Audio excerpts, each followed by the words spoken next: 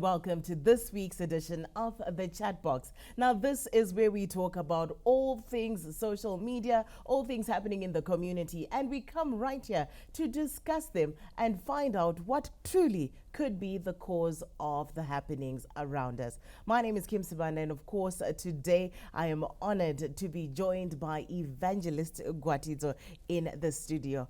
How are you doing, Evangelist? Kim, I am good. I'm doing fine. Thank you. I'm very well. Today is just you and me. Oh. It is just you and me. Oh, and definitely, of course, we are looking at what's happening on social media, what's happening in the community. And of late, a Harare man is alleged to have cancelled Lobola negotiations simply because he came across his wife-to-be's explicit video contents, pictures, and other evidence that were passed on to him by the bride-to-be's friend. Could this be a frenemy or a true friend or someone just looking out for a fellow brother? That is what we would like to discuss today. What is really going on? Evangelist, I don't know what you say. They say that if you can't keep your own secrets, secrets. So to what extent can we say this issue, the moral of the story is don't trust anyone? Is it fault yemskana akatrust shamwari yake or topa shamwari yacho kuti maybe yakaita ruchiva ne husband to be shamwari yake? Tukublema ani munyaya iyi chichakaitika chinogona chakanzi chakaitika? Okay, Kim, I think personally, ndiri kublema vese the friend and mskana uyu, because number one, marriage yatiri kutombotaura nezvayo, Kim, inodemanda some form of moral values. So in the first place, kana ndakatoratidza Kim shamwari yangu my nude pictures, how much do I trust you kuti iwewe uchazongoaona wega wongogara ako chingoti manude pictures eshamwari yangu? It's either aingizotumira murume wiko kana kutumira vamwe vanhu. I think kuti hana kutotanga kutumira this man akatomboratidzawo vamwe vasikana nechi akanzi manje Kim ndine V11 rake ndichangomirira an opportune time yekuzorishandisa. Wow. But we are in our communities, we are saying that tinofangwa tine a friend that sticks closer to a brother. And I would like to think kuti when we put friends murora squad, that's a very intimate space. I mean, kana takutaura ma traditions, they say it's spiritual kuti vanouya padhuze newanano rako, vanhu vako, vanomira newe nemumvura mese. Why are we going to such an extent as destroying each other's life? Do you think that the husband who then received the news also covered his to-be wife? Because kana takupinda marriage atunonzi covenant. You know, what is yours is mine, till death do us part. Do you think he was a victim or he actually could have done better in that situation? Audzwa information yakadaro. Pakaudzwa information iya iri too delicate, Kim. Munhu wese ukaona chinhu chaunga usingatarisiri kuona, you panic and you act dzimwe nguva in the heat of the moment. Saka unogona kupedzisira waita zvinhu zviri wrong. But nyaya yatisiri kuda kusiya ndeyekuti zvinhu zvakadai zvambenge zvichichengetwa kupiko uye zvinozikanwa nevanhu vanganiko, uye pazvazotumirwa inini vangani vazviona murodhi zvichiuya kunoko. So it's really not his fault, I would want to think, because naiyewo he's just a victim of some circumstances. All right. Yeah. There's a popular socialite that's on Facebook. He commented that some people think the past just goes away, especially women. But the truth is, the past always comes back. Be careful of the choices of what you do today can affect your future, your job, your family, your name. To what extent does the past really matter? Can we say especially women, or can we just say in general? I think in general. Okay. The past shapes our future. Okay. Saka haugone kuti past haina basa. Because past yacho ine misikanzwa yekuti inozobuda ka but siri kutarisira kuti ibude. Because vanenge vainayo vari kuziva kuti haifaniri kushandiswa pese pese. Pane nguva yatichada kuishandisa. Nguva iyo ndogara ndichitaura nyaya yekuti Kim unotamba neshamwari yako oziva kuti hauna 5 levels dzakakwana. Wakazovewa ameno zvawakaita kuti wakatora certificate remukadzi wako ameno, and then you tell that person, but mozenge makushanda pasame company okuona uchiramba uchisimudzwa ochengeta hake V11 rera kungoti zvina basa Kim ngasimuke zvake anongori kanda paakuona kuti kwawakuenda kako unogona kutozenge waproblem kwandiri, and then he stops you there. I want to ask kuti patinotaura, let's say, coming back to this issue yokukanda ma V11 paunoona kuti uyu akuda kupinda mwanano, uyu akuenda kuhappiness yake, kana kuti murume uyu maybe ane mari wangu haana, uyo V11, why are you doing this? That's hatred. That's jealousy manifesting. Munhu uyu kauyu like uyo shamwari wokuburitsa manudzu. She was never a friend, that one. Aingove padhuze inquiring information. But chokwadi chiripo ndechekuti anga asiri shamwari yake, because friends do not do this. Friends will protect each other. Friends will actually warn you. Kana atoona musi waitomuratidza nude aigona kutokuudza kuti zvinhu izvi kaizvi maguma azvo ka haana kunaka, delete these things. Because eventually they will get into wrong hands and you'll be destroyed. That's what a friend does. Haikuna kuti shamwari inochengeta yo nude ozotumira mukomana arida kukuroora. Ijealousy. Ende unenge uchimboya kwari uchimudza abva azoda otoona potential yekuti munhu ndikamusiya achiroorwa atoyambuka ende atobuda muclass medu. Saka to keep him class medu, what do? I expose him. Saka she's not a friend. She was actually one of your enemies. In fact, you don't need an enemy if you've got such type of friends. But Evangelist Nelly, why is it isusu vakadzi tinoomeserana, whether kubasa, whether kuma classroom, kana ari teacher ne female student, kuma lecturer, whatever the situation, police officer wechikadzi, na driver wechikadzi, driver wechikadzi, na passenger wechikadzi, hazvina basa kuti tiripi. Sei isusu vanhu vechikadzi tichiomeserana? We feel threatened. Nomwe mukadzi. Okay. Mandu mukadzi. Even tikauya kumarriage ikoko amwene nemuroora. Kazhinji aumboona muroora achinetsana nacho zvaro. It's always amwene nemuroora, amwene natete. Muroora nanabamunini nanatezvara zvakanaka. But isusu tinofila threatened, tinofila challenged, tinofila tine ameno masikirwa atakaitwa, but tine inonzi PhD, pull down syndrome. Rufungoti akaramba akafanana, tikaramba takafanana, it's zvanaka because hapana anenge aine glory. And why is it that also society, after isusu women, we are our own enemies, we are pulling each other down? Society also, in the form of our counterparts, the opposite sex, they're not so forgiving. The punishments, the views of women are harsher. Why do you think that is? It's because my moral values anotarisirwa kumukadzi agara ari higher than anotarisirwa kumurume. Remember culture yedu kwatiri kubva. It's not a taboo kuti murume anorora vakadzi 2, 3, 5. Nyaya polygamous relationships kuvarume is accepted.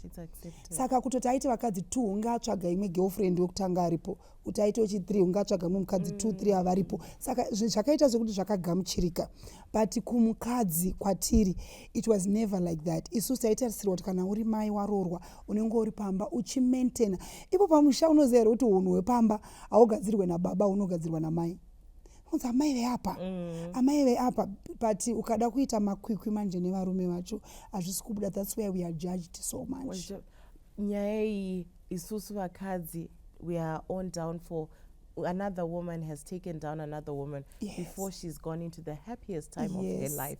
What do you think can be done in terms of the unit of friendships, in terms of couples, for this not to be repeated? Because kakawanda katiri kuona guruma hawi, kana guruma audzwa neshamwari, kana kuti guruma neshamwari yake ofuti yamudzwa about the bride. All those things, they are happening. What can be done so that couples are protected and friendships that are around such situations? Inini samfundisa handiti ndobva ndangokuudza kaKim kuti ndozvatinokuudzai kuchechi kuti ushamwari hwacho ngauve nepaunogumira. Yes, you have your friends, but you must have a demarcation line yekuti kana ndakumurelationship my friend can only come this far. Zvemurelationship mangu zvandiri kuronga naFrancis wangu, shamwari yangu haifanira kubva yanyanya kutopinda mumadetails. Ndisi tiri kuva equipa shamwari dzekuti dzitidonedze.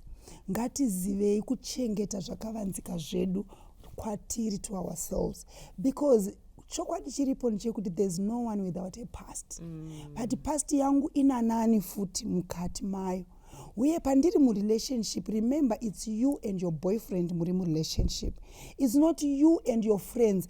Andifungisa mukomana ada kuenda kulunch nemusikana wake ovati can we meet in town. Ona musikana ari kuya nevanhu 4. These are also my friends. They also want to go kulunch. Kupi? Saka kana ukazokuvadzwa, who do you blame? Sei uri kubva wanyanya kupinda muzvinhu nevanhu. Relationships or marriages are for two people. Ngatizivei mugano, vasikana vanangu mugano hamusi kuuziva mhani. Zimbabwe chaiyo wani ine mugano yakazoita kuti tingoti nyika yedu inenge teapot. So South Africa iwewe sei uine ukama kana kuti upenyu usina mugano. Kuita here tenet upenyu hwako rekuti mhepo ikauya inofuridza richienda ikauya imwe inofuridza hauna upenyu ngauve relationship ngaive tight fitting. Let you and your partner be very close to each other and the rest vave a distant. There you go. Let you and your partner be so close, and everyone else must have a boundary. The relationship is for two. Panozo one go wechi 3 aningachi day. We'll be back right after the break.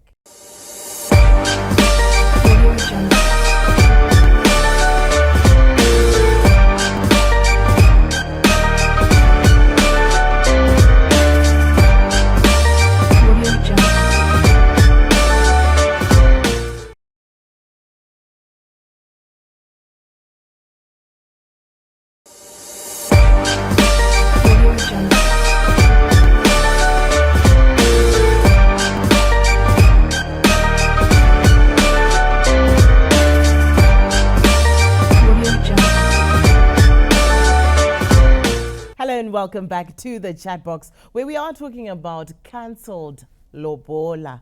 Now, this is a story that is trending in social media and in society. It's happened now, it's happened before, and it will continue to happen going into the future. What can be done about it? What is the reason? And how can we avoid this kind of situation? I'm not talking about this on my own. We have in studio Evangelist Gwatidzo, who is really talking passionately about the issue of couples and the issue of people having boundaries. Evangelist, do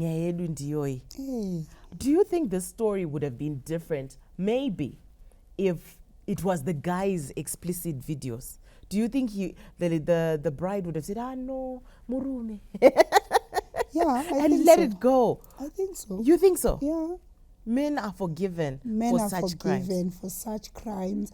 And imbozivi kuti say, but kana zvaigona kuti musikana aiti no, but it's on rare cases. Azhinji anatete vanani tinozogara naye pasi, varume vanozviita mwanangu, ende also zvakaitika kare, chisiya zvakadaro iwe roorwa. Zvese nema evidence yekuti murume ari kutumirwa, maybe anotumirwa mari nakuga wake kana mai vanenge vakakura aiwa zvese tinoti hazvina basa, ona decide kuroora iwewe.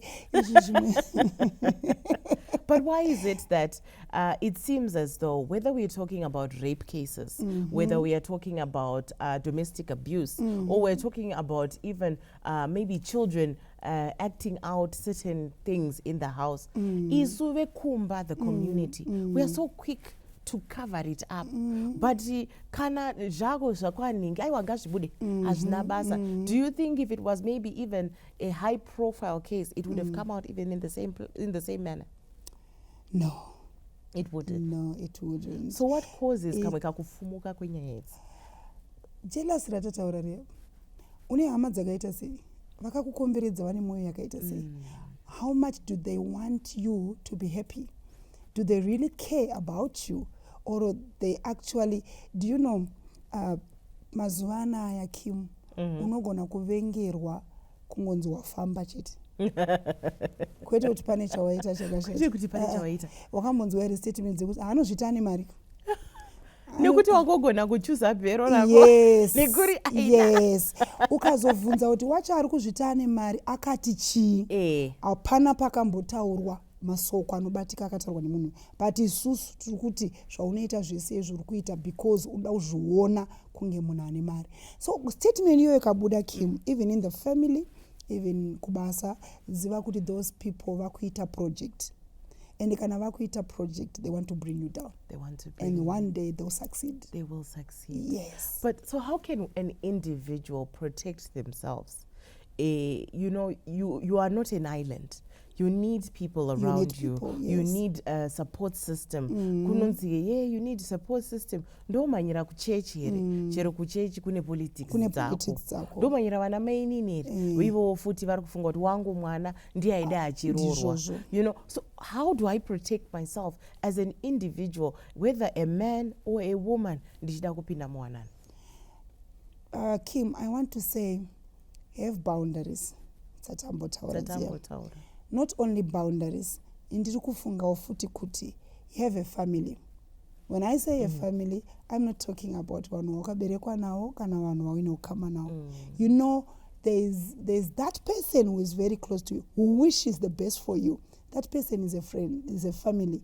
Vamwe vacho vatiri kuti mafamilies is only kuti we are blood related, but vaine utsinyeneso hwakanyanya zvekuti kuine vamwe vatisina kana ukama nawo, but pamwe ndimai wekuchechi vakatozokutora semwana zvekuti vanowisha the best for you.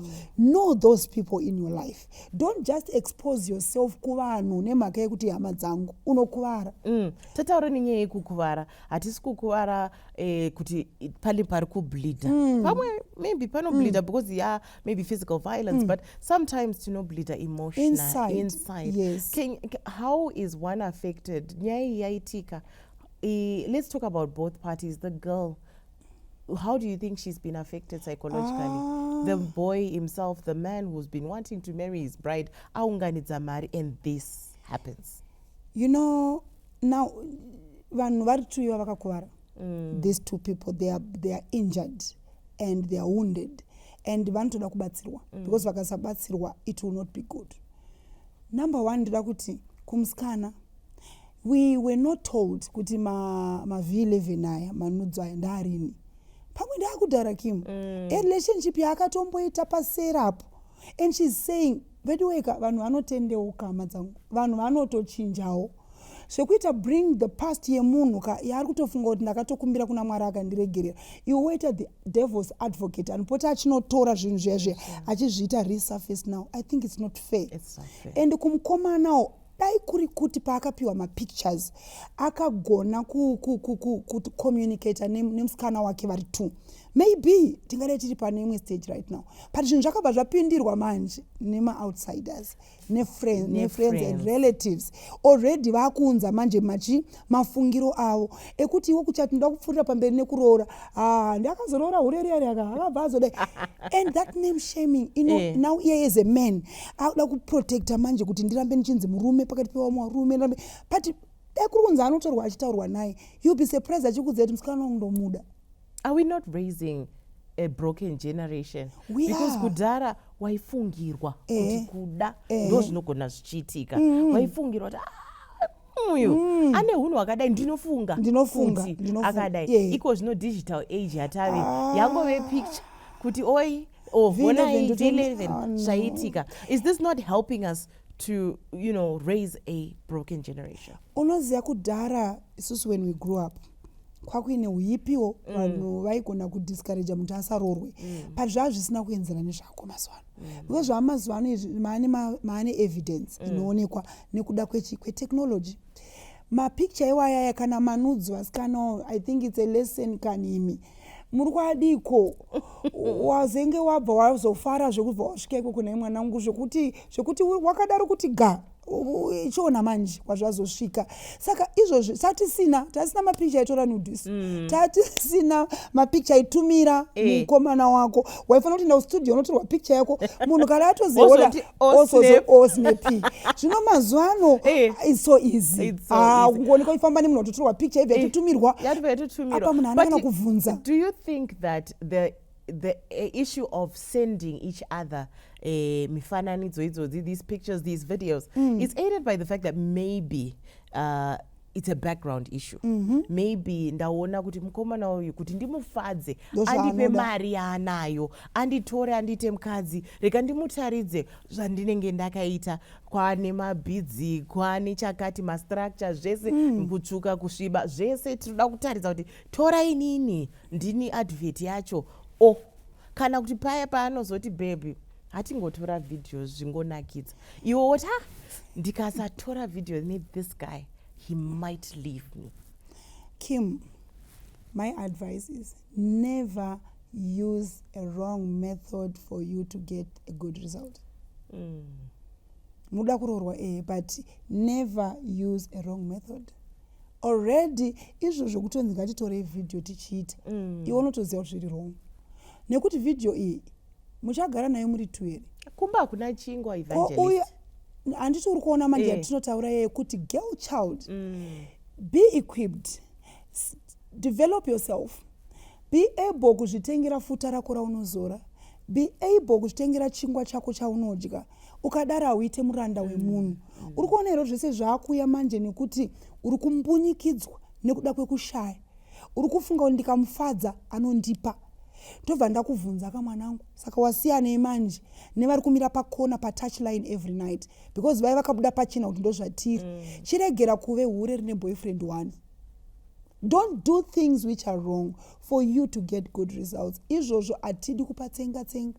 And also Kim, tisakanganwe kuti marriage is very spiritual. Iwewe unozviziva here kuti kumusha kwenyu kunorwiswa marriage kusvika palevel ripi? Pamwe pacho iwewe kumusha kwenyuka uri kutomhanyisana neshumba chaiyo isingadi kuti upinde mumba, and they now see kuti ko zvaatopukunyuka, ko zvaatoona mukomana wake, ko zvaakuda kutororwa. And that spiritual husband, what does he do? He introduces things in your head zvaunofunga kuti is the in thing, woguma wakutorwa mapicture ari nude nechi ochengetesa zvake on the option time. So there we go. It's up to you. God uses people. The devil uses people. Wadire kuti vanhu vashandiswe for your ultimate demise. We'll be back right after the break.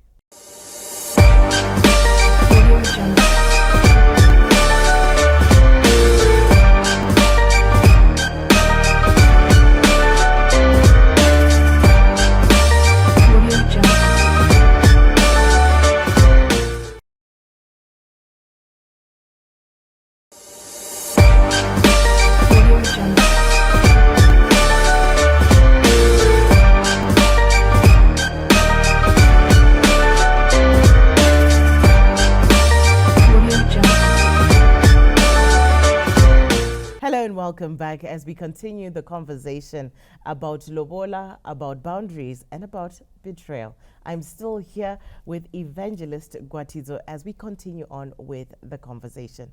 Evangelist, I just want to come to a roundup as we finish off our story.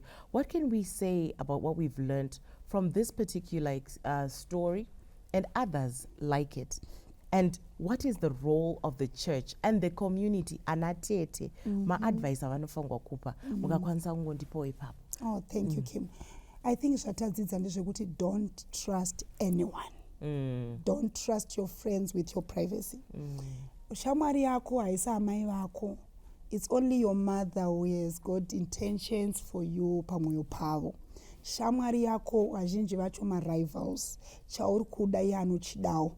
Chauri kuita chaasingagoni anowisha kuti dai ari iye. So she will try by all means, or he will try by all means to bring you down at the level yawakufanira kusimuka. That's number one. The church inofanira kuplay a role. Tiri kufunga kuti nyaya idzi kaidzi ngadzitaurwe mumachurches. Let's educate our youths kuti upenyu ngawako ngauite kunge bhegi ren'anga. hakuna mumwe anoziva mushonga wacho kunze kwaiyo iri yega. Mupenyu hwako ngauve so private kwauri, zvaunoda bvunza vanhu vari legal practitioners of your life. Kune vamwe vanhu vasiri legal practitioners of your life because vari kutoda kukudhonzera pasi. Vana tete, ngatidzokereika pabasa redu chairo necommunity.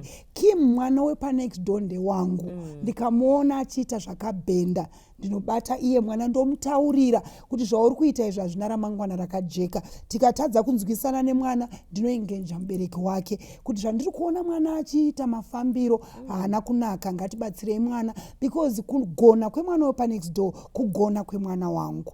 Nesu vana tete ngatigonei kuziva kuti kugona kwemwana wanzvadzi yangu kugonawo kwemwana wangu. Mangwana ndisi tinenge tichipembera kuti mwana akagona. Mwana anenge akagona. Yes. So let's talk about the value of a life partner. This is a life partner wandandati ndinoda kuroorwa naye, I want to spend the rest of my life, and I would have shut out others. What can we say is the role, or how should we value a life partner in our lives, from our past behavior, our future behavior, and our current behavior? Kana wawana mukomana kana musikana wauri kufunga kuti I can settle down naye, ndinoda kupa chenjedzo kwamuri kuti chokwadi ngachitaurwe. It's better I hear it from you, because as we said tichitanga, munhu wese ane a past, but ndiudze iwewe ndakambofamba so, ndikambonzwai, ndikarwadziswa so, ndikazorasiswa so, nhasi ndaapanapa ndasangana newe. Kuzvinzwa from you, from the horse mouth, zviri nani pakuzozvinzwa nevanhu. And your word kune vakateerera, amongst all this nenyaya idzi, what is your last word? Ndinoda kuti vasikana nevakomana kutodanana nekutoroorana kuri possible. Asi mukomana ukaona wagona kuita zvivindi zvekukansela lobola negotiations dzakamirirwa, iwe uri wakambokumbira date, hauna kuzvidza musikana wako chete, wazvidza madzitezvara kwawanga uchifanira kuenda, uye wazvizvidza newewo. You have set a very wrong precedence about yourself. Next time what goes around comes around. Zvawaita nhasi ukachemedza vamwe, uchachemedzwa ne the same weapon. Hanzi, what goes around comes around. The issue of cancelled Lobola is not a new story. It comes in different ways, different lessons. But what have you learned about what you bring to the table as an individual, as a partner? And how are you going to behave today, tomorrow, and in the future, so that stories like this don't emerge? Let's create a better society by making better decisions. This is the Chat Box. Until next time, it's bye-bye for now.